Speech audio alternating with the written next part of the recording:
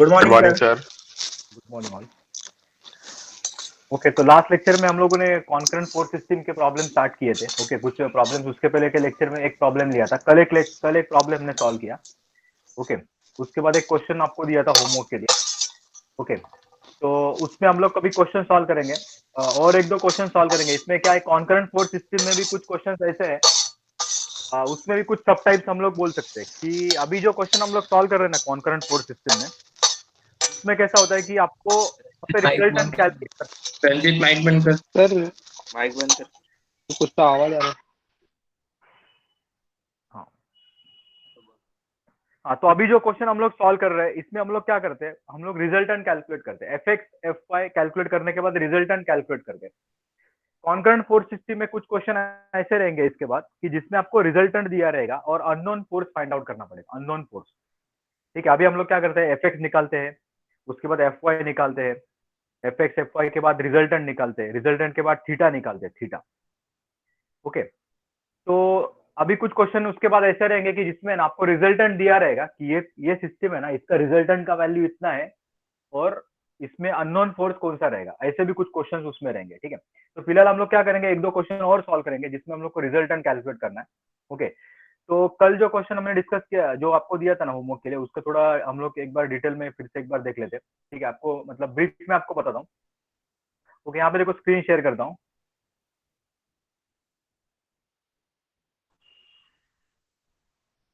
सब लोग थोड़ा यहाँ पे ध्यान दो, ये देखो यहाँ पे सपोज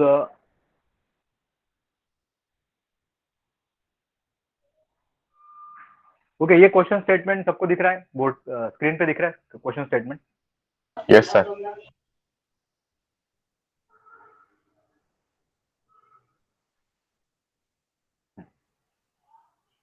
ठीक, ये क्वेश्चन स्टेटमेंट आपको दिया था। ओके, इसको मैं थोड़ा फटाफट आपको बता देता हूँ।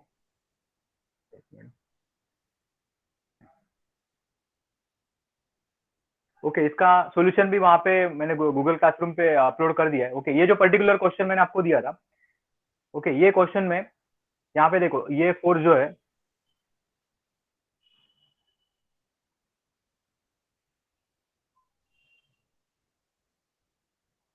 ओके, ये जो पर्टिकुलर फोर्स है, दिस फोर्स, इसका वैल्यू कितना था, ये वैल्यू जो है नहीं, actually ये क्वेश्चन नहीं था अपना। ओके, 250।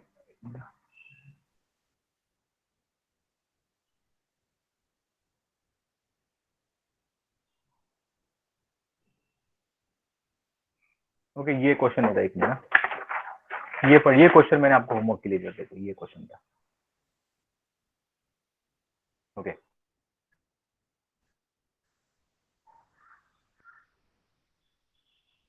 ठीक, ये जो पर्टिकुलर क्वेश्चन है, ये क्वेश्चन करेक्ट है, ये क्वेश्चन था ना होमवर्क के लिए, याद आ रहा है क्या सबको, ये मैंने लास्ट में थोड़ा दिया था आपको। Yes okay, sir. तो यस सर। जिसने सॉल्व नहीं किया ना वो लोग क्या करो, थोड़ा देख लो इसमें क्या क्या करना पड़ता है। ये सिंपल टाइप 1 का क्वेश्चन है। टाइप 1 मतलब क्या, जहाँ पे सीधा सीधा आपको बोल देते हैं कि रिजल्टेंट का वैल्यू निकालो, रिजल्टेंट का वैल्यू निकालो। ओके, तो रिजल्टेंट कैलकुलेट करने का प्रोसीजर तो अपना फिक्स है, F X F Y R theta. Okay, ये उसके स्टेप्स है। ओके, तो ये जो पर्टिकुलर क्वेश्चन आपको यहाँ पे दिख रहा है, इसमें यहाँ पे ये हॉरिजॉन्टल फोर्स है, इसको रिजोल्व नहीं करना है आपको, लेकिन ये 40 न्यूटन वाला फोर्स, ये 50 न्यूटन वाला फोर्स और ये 25 न्यूटन वाला फोर्स, ये तीनों को रिजोल्व करना पड़ेगा। सॉरी, ये 50 न्यूटन है ना, इसको भी रिजोल्व नहीं करना है क्योंकि ये वर्टिकल फोर्स है। देखो, ये जो 50 न्यूटन फोर्स है ना, ये वर्टिकल डायरेक्शन में जा रहा है, तो इसको रिजोल्व करने की जरूरत नहीं है। सबसे पहले मैं क्या करता हूँ, ये जो पर्टिकुलर एंगल है, इसका स्लोप निकाल, मतलब इसको स्लोप फॉर्म में लिया है। देखो, ये vertical phi, horizontal 4, vertical phi जा रहा है और हॉरिजॉन्टल ये 4 जा रहा है। तो इसको मैं कितना लेता हूँ, suppose I consider this as alpha, इसको अल्फा ले लिया। ठीक है, तो अल्फा का कैलकुलेशन यहाँ पे लिख देता हूँ। अल्फा इज इक्वल टू क्या आएगा, देखो, alpha is equal to tan inverse of क्या आएगा, अल्फा इज इक्वल टू 5/4 5/4 आ जाता है। ठीक है, तो ये थोड़ा ध्यान में रखो, हमेशा tan नहीं आएगा। यहाँ पे मैं tan क्यों ले रहा हूँ वो थोड़ा ध्यान से देख लो। ये जो पर्टिकुलर है ना, यहाँ पे 90 डिग्री जो फॉर्म हो रहा है ना, ये जो एंगल है इसका अपोजिट साइड दिया है और एडजेसेंट साइड दिया है। ये जो अल्फा है ना, अल्फा, इसका अपोजिट और एडजेसेंट दिया हुआ है, इसीलिए मैंने tan यूज किया।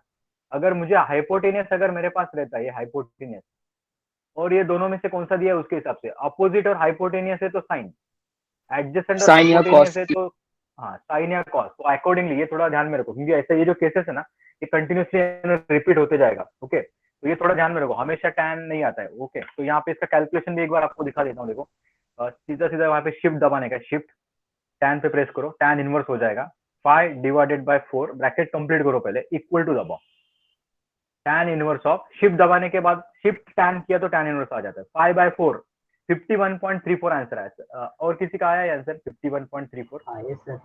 Yes, sir. ओके, हाँ 51.34 डिग्री। हाँ, तो ये मेरा अल्फा का वैल्यू यहाँ पे आ गया, दिस इज अल्फा। ओके, एक मिनट, जरा डिस्प्ले में इंक्रीज कर लेता हूँ।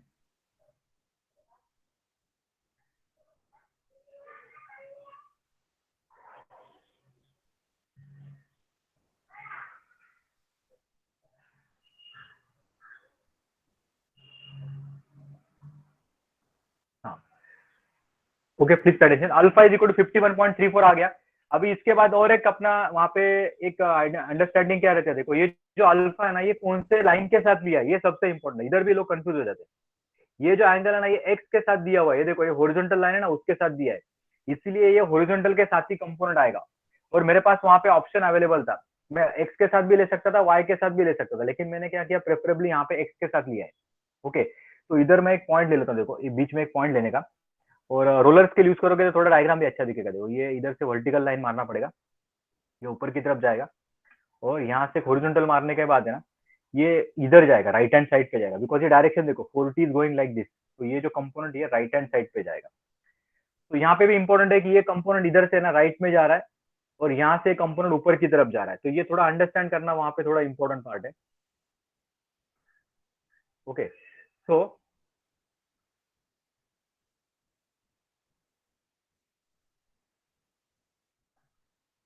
ओके, तो यहाँ पे देखो ये जो कंपोनेंट है, this component I can name as 50 sin 51.34, this will become 51, sorry 50, not 50, this is 40, correct, force का वैल्यू 40 है, ये 40, तो 40 sin 51.34, और ये बनेगा 40 cos 51.34, this is the value of the force. Okay, थोड़ा आप लोग है ना, थोड़ा टाइम पे आ जाओ, एटलीस्ट 5 मिनट्स में सब लोग आ जाओ, क्योंकि वो स्क्रीन पे फिर से वो बैक जाना पड़ता है थोड़ा। ओके, तो ये रिजोल्यूशन सबको समझ में आया, तो यहाँ पे एक इंपॉर्टेंट पार्ट सबको समझ में आया होगा, यहाँ पे स्लोप दिया रहेगा तो कैसा उसको रिजोल्व करना है। नेक्स्ट इंपॉर्टेंट पार्ट, ये जो 25 न्यूटन वाला फोर्स है, इसका और एक यहाँ पे एक स्पेशलिटी है कि ये वाई के साथ एंगल दिया है, देखो ये वाई के साथ। तो अभी भी कुछ स्टूडेंट्स को अगर समझ में नहीं आया होगा ना, कुछ 3-4 स्टूडेंट्स बाकी रहेंगे जिनको ये वाई के साथ एंगल कब लेने का, एक्स के साथ लिया तो क्या करने का, वो समझ में नहीं होगा, तो ये थोड़ा ध्यान दो यहाँ पे। ये देखो, इसको मैंने ऐसे रिजोल्व कर दिया, डायरेक्शन के बारे में भी सबको पता चल गया रहेगा। ये देखो ये लेफ्ट में जाएगा, लेफ्ट में, बिकॉज ये फोर्स इस तरफ जा रहा है, इस तरफ। फोर्स का है ना एरो खाली चेक करो, एरो जहाँ पे जाता है ना उसके हिसाब से आपको लेफ्ट राइट समझ में आ जाएगा। ये देखो यहाँ पे जाएगा लेफ्ट हैंड साइड, ये एंगल, ये वाई के साथ 50 डिग्री करस्पॉन्डिंग एंगल बोलते हैं इसको हम लोग, करस्पॉन्डिंग एंगल। ये एंगल और ये एंगल इक्वल रहेगा, तो करस्पॉन्डिंग एंगल यहाँ पे आइडेंटिफाई करना इंपॉर्टेंट है। ये ऊपर की तरफ जाएगा, इसका ऐसा डायरेक्शन चेक करो, it is going up, upward, ये हॉरिजॉन्टल। ओके, तो ये जो this angle is given with respect to Y, Y के साथ दिया है, तो इसके लिए इसको मैं बोलता हूँ 25 cos 50 हो जाएगा ये मेरा, और इसको मैं लिखूंगा 25 sin 50। ठीक है, अभी भी किसी को डाउट है तो ये एक बार चेक करो। मैं क्या करता हूँ, जिसके साथ एंगल दिया है उसको मैं cos लेता हूँ, जिसके साथ एंगल नहीं है उसको मैं sin लिखता हूँ। तो ये प्रैक्टिस में फॉलो कर रहा हूँ।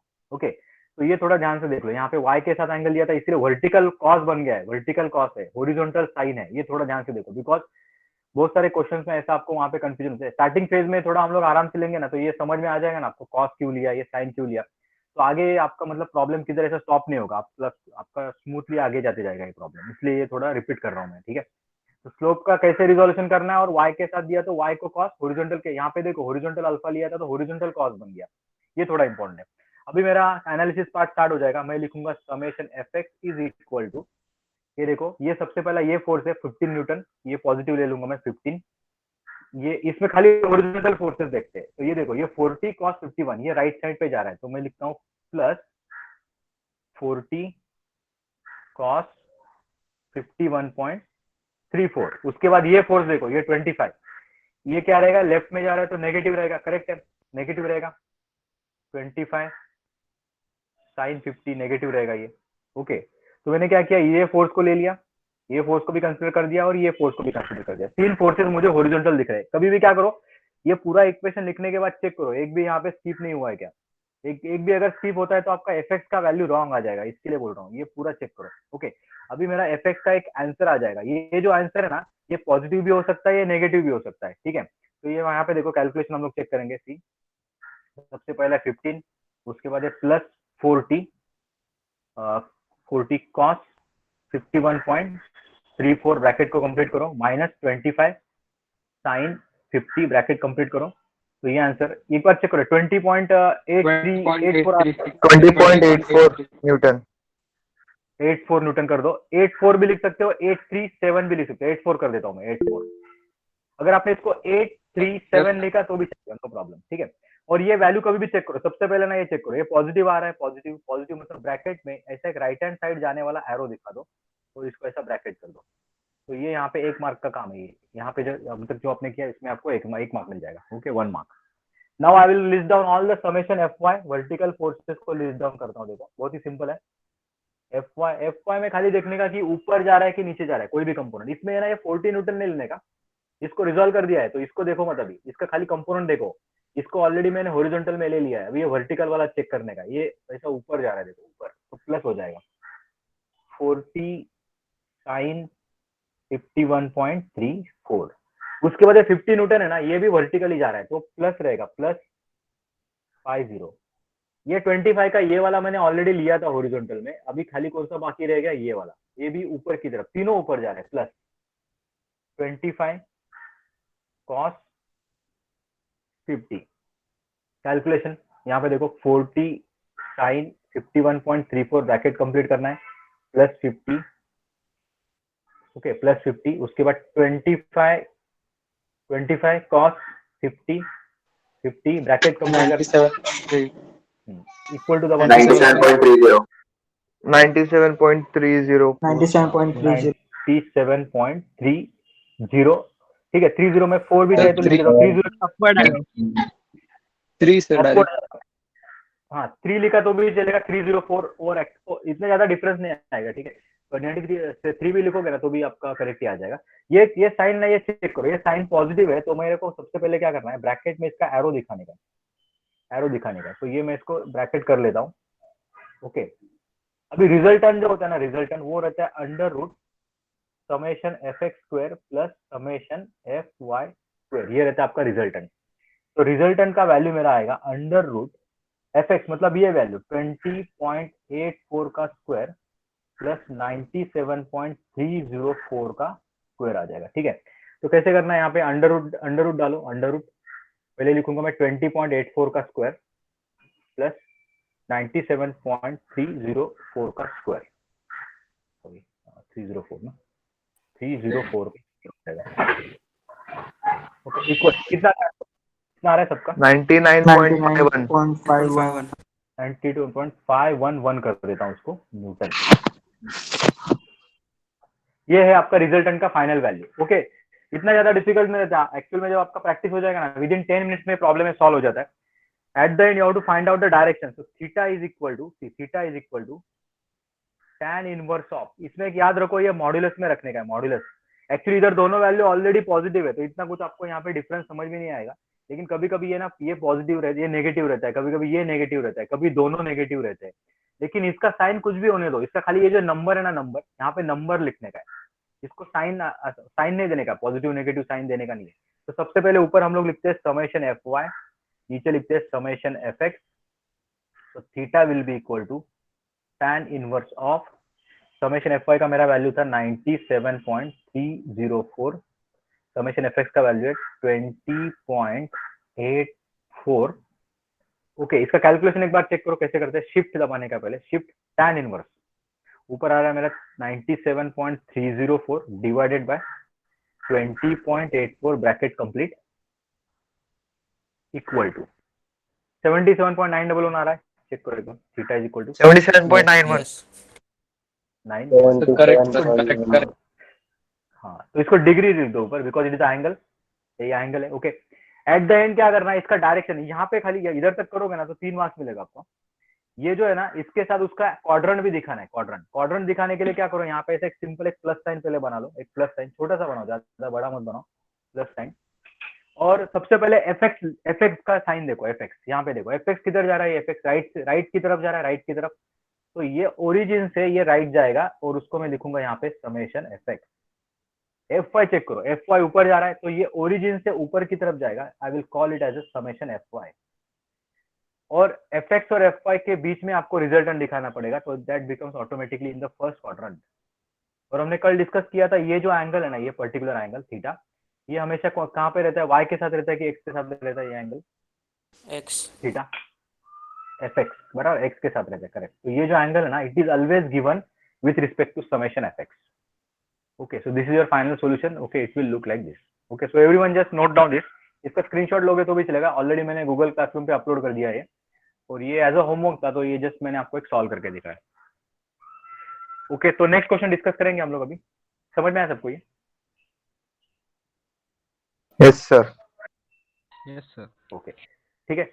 तो ये मटेरियल ऑलरेडी आपको मिल जाएगा। हाँ बोलो ना, कुछ डाउट है किसी को? तो ये क्वेश्चन हम लोगों ने ऑलरेडी डिस्कस कर दिया है। ओके, तो इसमें देखो और एक इम्पोर्टेंट पार्ट है कि इसमें और एक क्वेश्चन है होमवर्क के लिए जो आपको सॉल्व करना है। Okay, please pay attention. See question, ये जो लेक्चर नंबर 6 का जो डॉक्यूमेंट है ना, यहाँ पे आपको ऐसा एक क्वेश्चन मिलेगा, देखो एट द एंड। ओके, ये ऐसा, इसका भी शायद स्क्रीनशॉट लेके रखो, ये क्वेश्चन आपको सॉल्व करना पड़ेगा। देखो सर किया ये है किया सर कर दिया Yes, सर। sir. अच्छा, इजी था क्वेश्चन सर। भी कर दिया ना ये? अच्छा यस सर। ठीक है, तो ये क्वेश्चन भी ट्राई करो। जिसने सॉल्व किया होगा ना, ये चाहिए तो ग्रुप पे डाल दो, कोई भी एक स्टूडेंट डाल दो ग्रुप पे, तो जिसने सॉल्व नहीं किया उसको ये समझ में आ जाएगा। ठीक है, जैसे कि सर यहाँ पे ये आपने जो ये एंगल, क्लासरूम में डाला है ना सर? हाँ क्लासरूम में ये डाला है, इसका सोल्यूशन शायद नहीं डाला होगा ना, सोल्यूशन नहीं डाला मैंने, नहीं सर। नहीं डाला है। तो चलेगा। तो ये ट्राई करो, कुछ डाउट रहेगा तो फिर ये बाद में हम लोग डिस्कस कर सकते हैं। Okay, will now discuss the next question. Okay, important question discuss करेंगे अभी। यहाँ पे देखो, हाँ, तो ये जो क्वेश्चन स्टेटमेंट है, ये सब लोग क्या करो, अपने नोटबुक पहले बना लो। एक मिनट। Okay, just draw this question on your notebook. ये क्वेश्चन सब लोग क्या करो, नोटबुक पे बना लो। Okay, question statement is find the resultant. अभी भी हम लोग टाइप 1 का क्वेश्चन ही कर रहे हैं, जहां पे आपको क्वेश्चन स्टेटमेंट में सारे फोर्सेस का value, all forces will be given to you. Okay, there is no unknown force in the diagram, ऐसा कोई भी फोर्स अननोन नहीं है, देखो, क्योंकि सेकंड टाइप का जो क्वेश्चन है ना, उसमें कुछ अननोन फोर्सेस भी हो सकते हैं।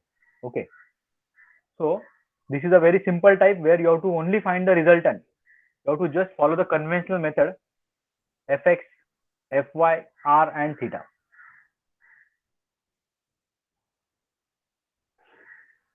Okay, so in this diagram some relative angles are given, so you have to just take care of those angles. Okay, once you are able to find out all the angles, then you can easily resolve the force and you can easily find out the resultant.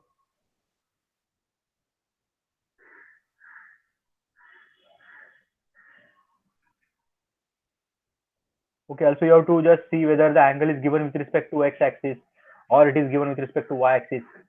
Similarly, whether the force is a pull force or a push force. Okay, it doesn't matter whether it is a pull force or push force, but only the thing is you should be able to resolve it properly. Okay, depending upon the nature of the force. Okay, right resolution should be visible in the diagram.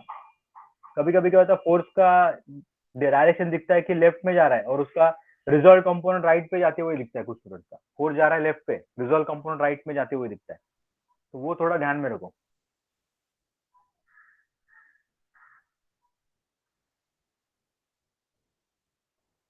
Okay, once you are done with the diagram, okay, just tell me. Okay, we'll discuss the question. हो गया sir. Done.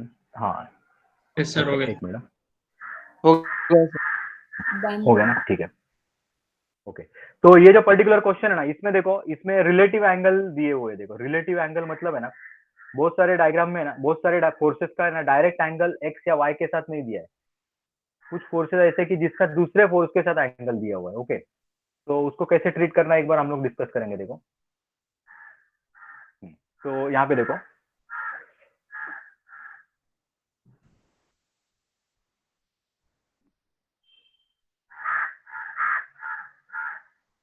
हाँ, तो ये देखो आपका screen थोड़ा properly orientation उसका देखो करेक्ट है क्या? ओके, तो ये मैंने ऐसा यहाँ पे प्रेजेंट किया हुआ, ठीक है। तो ये जो पर्टिकुलर क्वेश्चन है इसमें ये 600 न्यूटन का जो फोर्स है ना, ये तो इजी है। इसका एंगल दिया है 2:5 एंगल दिया। जब whenever slope is given in the problem, I always take the angle with respect to horizontal line. Horizontal line के साथ मैं इसको अल्फा क्यों बोलता हूँ बताएगा, इसको थीटा में क्यों नहीं लिखा, बिकॉज हमारा थीटा बाद में आ जाता है, तो 2 बार थीटा आ जाएगा तो कंफ्यूजन हो जाएगा, बिकॉज ऑलरेडी थीटा हम लोग है ना डायरेक्शन के लिए ले रहे हैं। We are considering theta for the direction of the resultant force, इसीलिए मैं इसको थोड़ा अलग नोटेशन देता हूँ, अल्फा देता हूँ।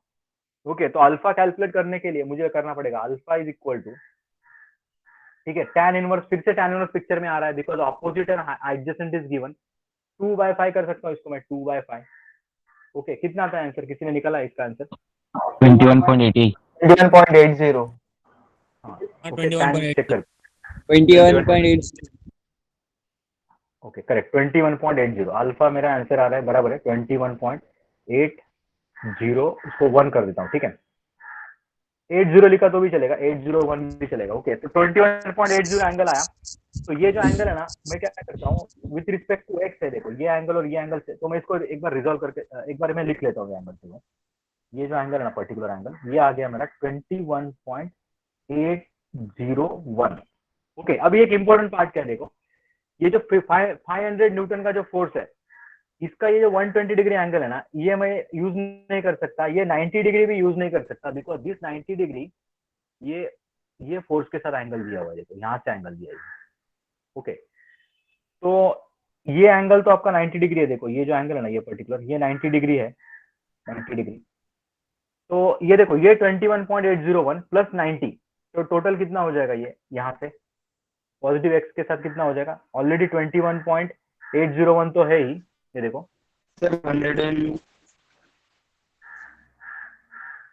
प्लस 90, ये आ जाता है मेरा 111.801 आ जाता है, देखो करेक्ट है 111.801।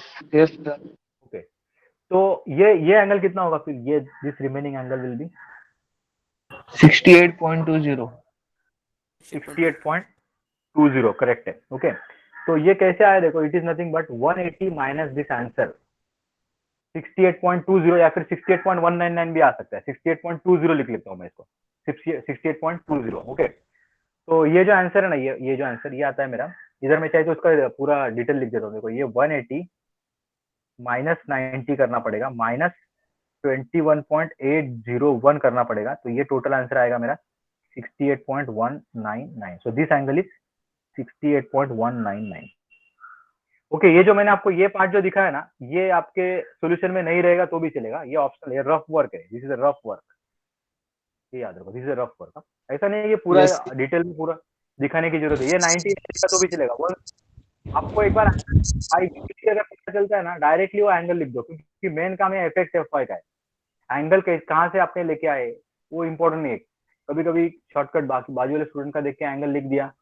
ओके, अगर आपका एंगल करेक्ट है तो आपका आगे का सॉल्यूशन चेक किया जाता है, खाली F X F Y R theta correct है क्या। ओके, तो 68.199 ये रिजल्ट कैसे आया ये आपको समझ में आना चाहिए, ठीक है। It is not necessary to write all the things, ये सबको समझ में आया कैसे कहाँ से आया 68.199, ये सबको, किसी को डाउट रहेगा तो पूछ सकता हूँ, बिकॉज दिस टोटल इज 180, ये टोटल मेरा 180 होना चाहिए, उसके हिसाब से किया मैंने, ये 21.801 प्लस 90 प्लस ये जो भी एक्स का आंसर है, एक्स को एक्स पकड़ लो चाहिए तो ये 68.199 आ जाएगा। ओके, अभी ये एंगल मैं डिफाइन कर सकता हूँ, ये एंगल कितना होगा फिर, ये पर्टिकुलर एंगल 51.80। हाँ, तो ये कैसा है पता है, ये टोटल 120 है, देखो ये जो टोटल है ना, ये देखो इधर लिखा है 120, तो यहाँ पे मैं लिखता हूँ ये 120 माइनस 68.199 आ जाएगा ये आंसर।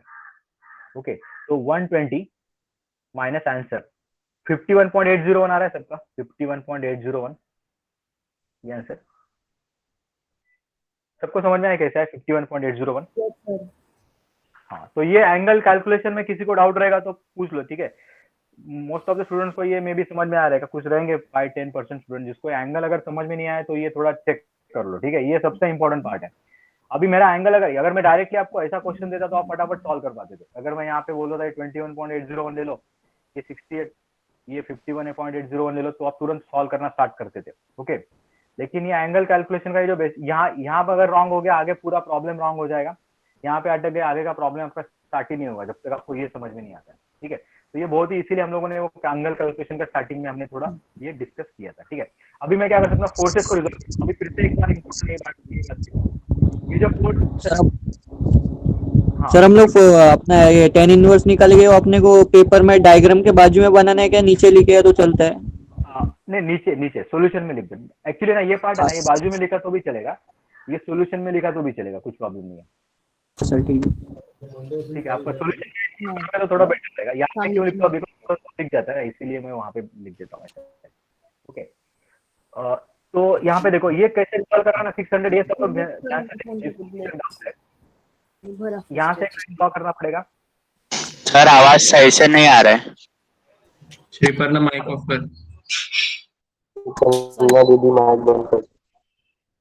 हेलो, अभी आ रहा है आवाज, सबको आ रहा है clear? Hello, yes sir clear ही आ रहा है, क्लियर ही आ रहा है। सर आ रहा है। चलेगा कनेक्शन देख लो ना। हाँ, इसका भी ना हॉरिजॉन्टल कंपोनेंट देखो, horizontal component left hand side पे जाएगा और इसका vertical component right side, sorry downward direction में जाएगा। ये सबसे इंपॉर्टेंट है। ये 600 का पुश फोर्स में ऐसे रिजॉल्व करता हूँ। कुछ लोग क्या करते हैं, इसको ऐसा रिजॉल्व करते तो भी चलेगा, ऐसे रिजॉल्व किया तो भी चलेगा, नो प्रॉब्लम। तो ये जो एंगल है ना, इसको मैं लिखता हूँ 21.801, ये एंगल 21.801 लिखना है।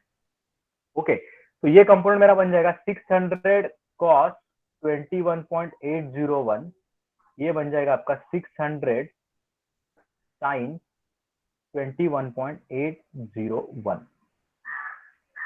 ओके, तो अभी मैं जो भी आपको बता रहा हूँ ना, इसमें इंपॉर्टेंट क्या है, बहुत सारी चीजें जो आपको अगर समझ में डायरेक्टली आ गई ना, आप डायरेक्ट रिजोल्यूशन स्टार्ट कर सकते हो। तो मोस्ट ऑफ द इंजीनियरिंग में जो भी आपका पेपर चेक होता है ना, ऐसा नहीं कि आपने पूरा दिखा है कि नहीं, वो देखेंगे वो लोग क्या करेंगे, आपका ये फाइनल सोल्यूशन देखेंगे कि आपने परफेक्ट ये रिजोल्यूशन है ना, ये 600 cos 21.801, ये मुझे खाली डायग्राम में दिखना चाहिए।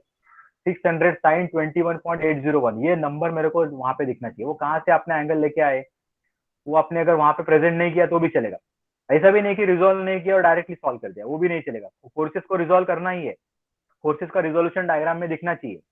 एंगल कहाँ से आया उसका वहां पे एक्सप्लेनेशन नहीं है रखा ना आपने, तो भी चलेगा, ठीक है। तो क्योंकि 5 मार्क्स का मैक्सिमम क्वेश्चन रहता है। ओके, अभी ये पुल फोर्स को कैसे रिजोल्व करना है देखो, ये रोलर स्केल हमेशा साथ में रखो, यहाँ पे एक पॉइंट लेके हॉरिजॉन्टल कंपोनेंट बनाओ, ये वाई एक्सिस को पैरेलल देखो, ये पैरेलल है रोलर स्केल। इसका इस्तेमाल आपको है ना इंजीनियरिंग ग्राफिक्स में भी करना पड़ेगा, इसलिए अभी से आपके साथ ये लेके रखो इसको। देखो ऐसा ये पैरेलल लाइन बनता है और हॉरिजॉन्टल को एग्जैक्टली ये पैरेलल लाइन यहाँ पे बन जाता है, ठीक है। तो इसका कंपोनेंट लेफ्ट में जाएगा, ये कंपोनेंट अपवर्ड डायरेक्शन में जाएगा।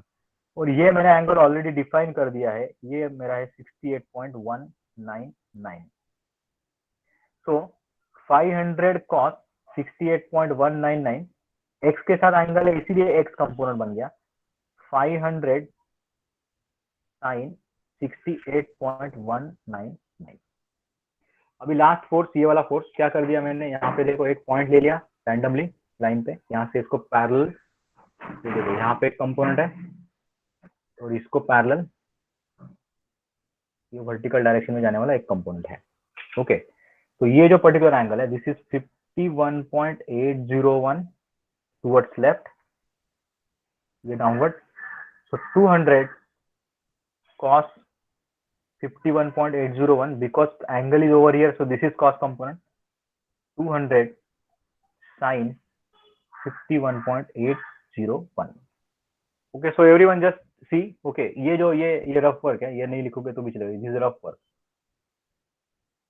अगर आपने नोटबुक पे किया है तो वैसे रखो, ऐसा उसको कैंसिल मत करो, ऊपर ऐसा आप भी रफ मत लिखो। अगर आपने पूरा डिटेल दिखाया हुआ है ना, रखो, नो प्रॉब्लम। ये डिटेल्स आपने दिखाया, नो प्रॉब्लम, उसको ऊपर आप रफ मत लिखो। तो रिजोल्यूशन में किसी को डाउट है, रिजोल्यूशन क्लियर रहेगा तो अभी सॉल्व कर सकते हो आराम से।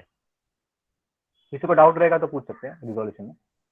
समेशन इफेक्ट, अगर किसी को समझने में थोड़ा प्रॉब्लम आ रहा है, थोड़ा क्या करना पड़ेगा, घर पे थोड़ा उसको थोड़ा स्टडी करना पड़ेगा, क्योंकि ऐसा एक दो क्वेश्चन खुद सॉल्व करने की कोशिश करो। कुछ लोगों को क्या होता है, एक ही क्वेश्चन में समझ में आ जाता है। कुछ स्टूडेंट ऐसे होते हैं, उनको एक बार बता दिया ना तो तुरंत समझ में आ जाता है, वो हर प्रॉब्लम खुद सॉल्व कर सकते हैं। ओके, कुछ 50% स्टूडेंट्स रहेंगे जिनको थोड़ा हर क्वेश्चन में थोड़ा बताना पड़ेगा यहाँ पे कि बाबा ये ऐसा किया है, ऐसा 3 या 4 क्वेश्चन के बाद उनको समझ में आ जाएगा। कुछ 5-10 ऐसे हो सकते हैं जिनको मतलब 4 क्वेश्चन के बाद भी समझ में नहीं आएगा, तो उनको क्या करना पड़ेगा, थोड़ा वहाँ पे और 1-2 क्वेश्चन एक्स्ट्रा उनके साइड से सॉल्व करना ही पड़ेगा, उतना हार्डवर्क करना ही पड़ेगा, तो ही वो थोड़ा आगे जाके आपको समझ में आ जाएगा। ठीक है, एफएक्स में मैं क्या करता हूँ, सारे हॉरिजॉन्टल फोर्सेस, तो यहाँ पे देखो बहुत सारा यहाँ पे खिचड़ी दिख रहा है, तो इसीलिए कभी कभी चांसेस है कि एक आध फोर्स आपका मिस हो सकता है, तो थोड़ा ध्यान से करना पड़ेगा। ये देखो लेफ्ट में जा रहा है -600 कॉस 21.801, ये फोर्स देखो, इसको माइनस क्यों लिया, बिकॉज ये लेफ्ट हैंड साइड, ये देखो इसका एरो लेफ्ट में जा रहा है इसीलिए माइनस लिया, ये भी लेफ्ट में जा रहा है देखो लेफ्ट, तो इसीलिए माइनस है, ये -500 कॉस 68.199, ये भी लेफ्ट में जा रहा है, तीनों फोर्सेस लेफ्ट में जा रहे हैं, -200 कॉस 51.801। कभी कभी क्या होता है गलती से ना, एक हाथ फोर्स अपना है ना एक्स एक्सिस पे रहता है और छूट जाता है, यहाँ पे चेक करो एक्स एक्सिस पे कोई फोर्स है क्या, इधर नहीं है, इधर कोई फोर्स दिखा है क्या, कभी कभी ऐसा छुपा हुआ रहता है और ये दिखता नहीं हमको। ओके, तो ये थोड़ा ध्यान से देख लो, इधर कोई फोर्स नहीं है, उसको छोड़ दो। समेशन एफएक्स, इसका कैलकुलेशन किसी ने किया है क्या, कितना आता है आंसर? 265.76 ठीक है, मैं चेक करेगा, -600 कॉस 21.801, ब्रैकेट को कंप्लीट करो। ओके, उसके बाद आता है -500 कॉस 68.199, ब्रैकेट कंप्लीट करो, -200 कॉस 51.801, ब्रैकेट कंप्लीट करो, इक्वल टू -866 आया सबका answer, -866.4। Yes, sir. Yes sir Yes, sir. हाँ वही है। हाँ, तो यहाँ पे देखो अभी तक हमने जो भी एफएक्स कैलकुलेट किया था, बहुत सारे क्वेश्चंस में एफएक्स का वैल्यू आपका पॉजिटिव आया था, लेकिन ये पर्टिकुलर क्वेश्चन में आपका एफएक्स नेगेटिव आ रहा है, तो यहाँ पे आपको खाली एक छोटा सा काम करने का, ये फिर से स्टेप को रिपीट करो एक बार, एफएक्स फिर से लिखो 866.459, रिपीट करो, उसको पॉजिटिव कर दो, लेकिन ये माइनस साइन निकाला ना तो उसका डायरेक्शन ब्रैकेट में आ जाएगा, ब्रैकेट में बोलेगा कि लेफ्ट हैंड साइड, और बाद में इसको ये ब्रैकेट कर लो, इसको ऐसा बॉक्स कर दो। जब ये नेगेटिव आता है तभी इसको रिपीट करना है, अगर ये पॉजिटिव रहता ना तो रिपीट करने की जरूरत नहीं, ऑलरेडी पॉजिटिव ब्रैकेट में मैं राइट एरो दिखाता था, लेकिन ये नेगेटिव है, नेगेटिव, तो रिपीट करो स्टेप, पॉजिटिव साइन और ये लेफ्ट हैंड साइड की तरफ दिखाओ। Now I will discuss the summation F Y. Summation F Y में देखो ये डाउन, हाँ बोलो ना सर 0.46 नहीं ले सकते? चलेगा, 0.46 चलेगा, 0.46 लिखोगे ना तो भी आंसर करेक्ट ही, जितना ज्यादा वेरिएशन उसमें नहीं आएगा एक्चुअली। कभी कभी क्या होता है, जो बड़ा क्वेश्चन रहता है ना उसमें ना बहुत सारे ये एफेक्ट्स है ना, अभी ये एफेक्ट्स कैसा खाली रिजल्टेंट में आएगा, खाली आपका रिजल्टेंट वैल्यू ना एक ही बार आएगा, ओनली वन। कभी कभी ये इफेक्ट्स है ना बहुत सारे कैलकुलेशंस का पार्ट रहता है, सिक्वेंशियल कैलकुलेशंस रहते हैं, तो उस टाइम पे कैसा होता है कि ये 3 डिजिट लिया ना तो वो एक्यूरेट आ जाता है, अदरवाइज सिक्वेंशियल वो है ना एरर थोड़ा आगे जाके मैग्नीफाई हो जाता है। जब वो 10 मार्क्स का क्वेश्चन रहेगा ना, 10 मार्क्स का क्वेश्चन या फिर जिसमें बहुत सारे कैलकुलेशंस इन्वॉल्व है, उधर वो 3 डिजिट तक लेना वो थोड़ा ज्यादा आइडियल है, तो मतलब एक कोई तो एक प्रैक्टिस फॉलो करो, 0.46 लिया तो भी चलेगा, नो इशू। लेकिन जनरली मैं क्या करता हूँ 3 डिजिट हमेशा वो मेंटेन करो, थोड़ा हैबिट जिसका है ना उसके हिसाब से आप करो, नो प्रॉब्लम।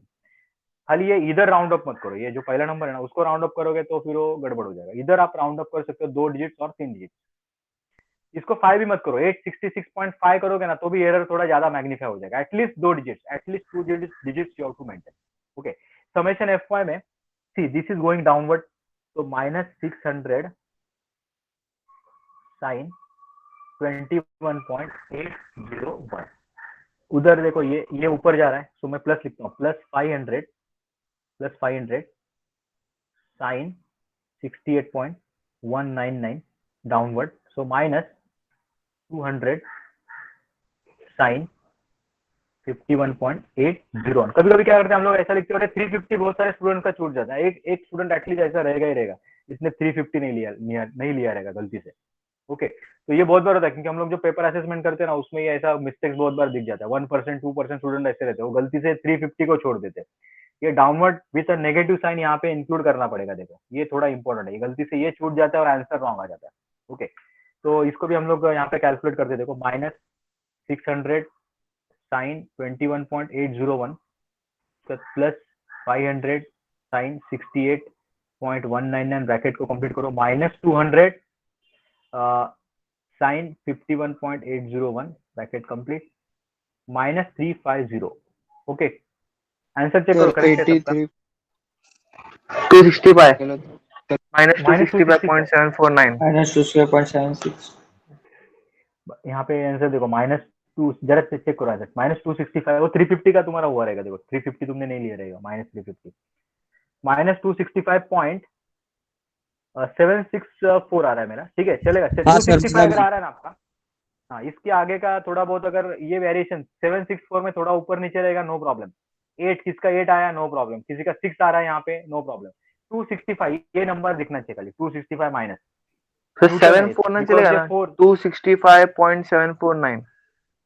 749 चलेगा, no problem. 265 as long as it is 265 ना. ये इसके आगे का ये फ्रैक्शन थोड़ा चेंज हुआ तो चलता है, बट ये 265 यहाँ पे मेंटेन होना चाहिए, माइनस 265. Okay. तो ये जो ये नेगेटिव साइन आया तो एक काम और करना पड़ेगा आपको. Summation F Y is equal to 265 को पॉजिटिव कर दो, 764 न्यूटन, और ब्रैकेट में अपवर्ड एरो दिखा दो, अपवर्ड एक्टिंग एरो, और ये ब्रैकेट है ना, ये कंप्लीट कर दो. Bracket complete. Okay.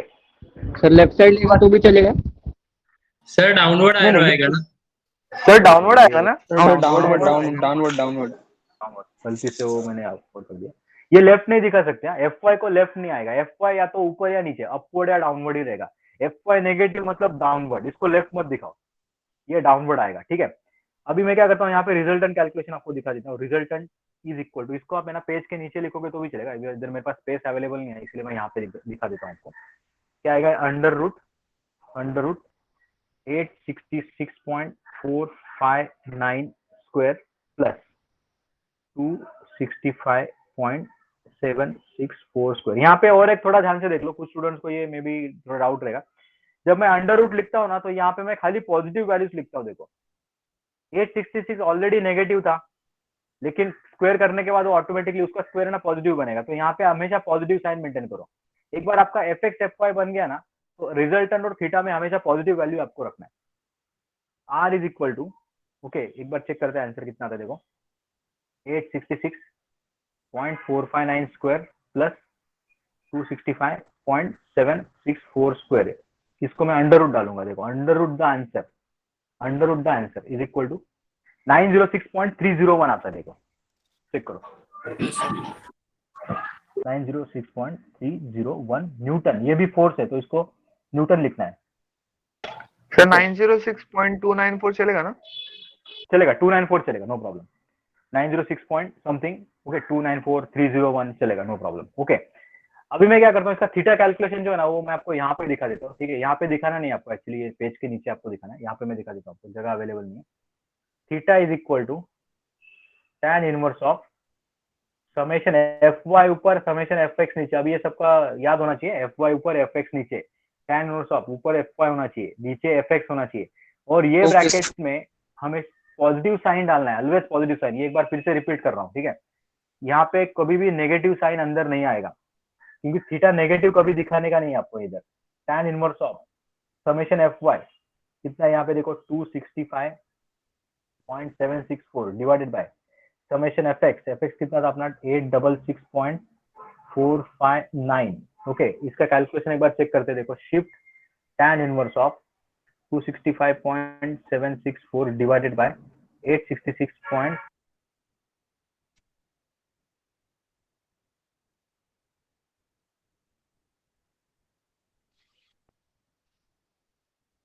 Seventeen 17.05 sir. 17.05. 17 point कितना आता है, 17 पॉइंट ना, 20.05 theta 17.05 degree. Theta is correct. Sir इसका सिर्फ डायरेक्ट रिजल्टेंट क्वेश्चन, निकालने बोला है तो भी थीटा निकाले तो ऐसा हाँ, ये नहीं ना, थीटा नहीं करेक्ट, निकाला तो हाँ, भी. Correct question correct. सर ये ऐसा रिजल्टेंट है, इसका मतलब क्या सर? क्या, हाँ मैं अभी बोलता हूँ आपको. देखो क्वेश्चन में उसने क्या बोला है, फाइंड द रिजल्टेंट, बराबर. तो खाली रिजल्टेंट बोला रहेगा ना, तो भी आपको उसका मैग्नीट्यूड डायरेक्शन वो निकालने पड़ेगा. बिकॉज रिजल्टेंट मतलब क्या होता है, रिजल्टेंट ये फोर्स है, बराबर. और हम लोगों ने फोर्स के कैरेक्टरिस्टिक स्टडी किए थे. अगर मैं बोलता हूँ शो द फोर्स, तो खाली उसका वैल्यू नहीं दिखा सकते हम लोग। We have already studied the characteristics of the forces. तो फोर्स जब मैं बोलता हूँ ना, तो उसका मैग्नीट्यूड आना चाहिए, उसका डायरेक्शन आना चाहिए, उसका पॉइंट ऑफ एप्लीकेशन आना चाहिए। ओके, इसके लिए जब मैं खाली रिजल्टेंट बोलूंगा तो भी आपको उसका वैल्यू, उसका एंगल और उसका पॉइंट ऑफ एप्लीकेशन यहाँ पे, बिकॉज कॉन्करेंट फोर्सेस है ना, तो सारे फोर्सेस सेंटर से पास होंगे, इसीलिए मैं उसको सेंटर पे दिखाता हूँ। तो इसीलिए वो इंपॉर्टेंट है, मतलब खाली रिजल्टेंट बोला ना तो भी वो सब दिखाना ही पड़ेगा मेरे को। ओके, तो यहाँ पे देखो अभी, हाँ इसका एरो मैं बता सकते हो क्या किधर आएगा, इसका कौन से क्वाड्रेंट में आएगा पहले? थर्ड। थर्ड क्वार्टर में आएगा थर्ड सर। थर्ड क्वाड्रेंट में आएगा। क्यों? यहाँ पे देखो इसका एफ एक्स देखो, एफ एक्स नेगेटिव है, तो ओरिजिन से ऐसा ये लेफ्ट में जाएगा एफ एक्स। इसका एफ वाई चेक करो, एफ वाई नीचे की तरफ जा रहा है, तो ओरिजिन से वो नीचे की तरफ जाएगा, समेशन एफ वाई। और ये बीच में ऐसा एक आरो दिखा दो, which is in the third quadrant, उसको नाम दे दो कैपिटल आर। और theta is always with respect to F X ना, ये थोड़ा ध्यान से देखो, theta is always with respect to F X. Okay, तो ये पार्ट मैंने थोड़ा जगह नहीं था इसलिए इधर कर दिया। आपको क्या करना है, ये थोड़ा इसको सिक्वेंशियली यहाँ पे खाली आपको लिखना है, you have to write it sequentially. सबको समझ में आया question? Yes sir, Yes, sir. मजा आया। सर हाँ बोलो ना। सर वो थीटा हमेशा एफ एक्स के साथ क्यों लेना है, मतलब वर्टिकल के साथ नहीं ले सकते? हाँ हाँ, तो उसका ना रीजन आपको बताता हूँ। देखो जैसे कि है ना, अभी सपोज मैंने वेक्टर डायग्राम, ये जो एफ एक्स एफ वाई है ना, इसका मैं वेक्टर डायग्राम बना के दिखाता हूँ। देखो ये एफ एक्स है, तो ये देखो ये एफ एक्स ऐसा जाएगा, summation F x. Vector diagram में क्या होता है, एफ एक्स के बाद तुरंत एफ वाई दिखाना पड़ेगा, तो ये ऐसा ऊपर जाएगा, करेक्ट, समेशन एफ वाई। और ये दोनों का जो इफेक्ट है वो रिजल्टेंट है, तो वो starting point of the vector diagram to the end point of the vector diagram, तो ये रिजल्टेंट ऐसा उसको ज्वाइन कर देगा, रिजल्टेंट, बराबर ना। तो अभी मैंने क्या कर दिया है, मैंने उसको थीटा पहले एफ एक्स के साथ मैंने अगर लिखा सपोज यहाँ पे, तो उसका टैन थीटा क्या आएगा? देखो टैन थीटा आएगा आपका summation F Y upon summation F X, correct है ये टैन थीटा। हाँ मैं क्या करता हूँ, मैं हमेशा ये फॉर्मूला करता हूँ, इसीलिए मैं एफ एक्स के साथ मेरा मेरा फॉर्मूला है ना, वो ऐसा F, and it is convenient to show with when you have to